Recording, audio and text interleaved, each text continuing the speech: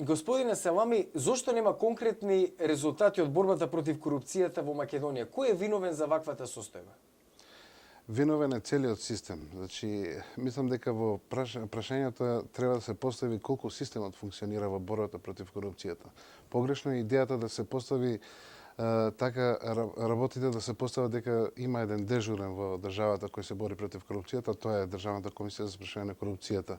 Целиот систем фронтално треба да се бори против корупцијата и тоа ефикасно, ефективно. Ветивте дека ќе се врати имиджот на институцијата. Мислам дека доста е сторено во тој правец. Комисијата и порано работеше и сега веќе работи.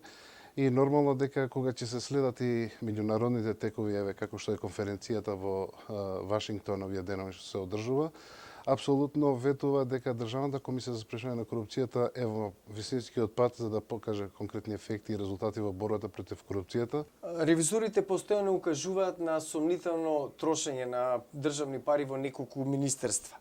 Зошто не реагирате?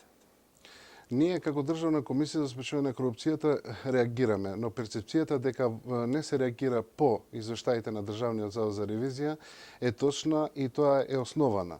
Знаете, пред неколку месеци имаше расправа дали тоа извештаите од Државниот завод за ревизија треба да пројдат низ собрание, да се разгледаат на широки расправи и така натаму. Европската комисија за крај во своите извештаи неколку пати ја има критикувано работата на антикорупцијската комисија. Кој е вашиот одговор на таквите критики?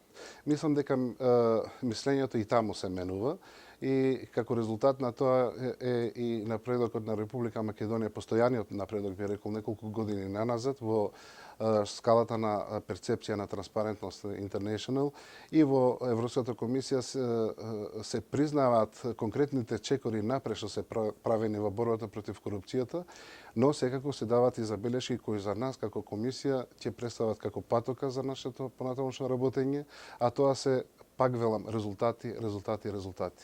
Благодарам за разговорот. Благодарам и вам.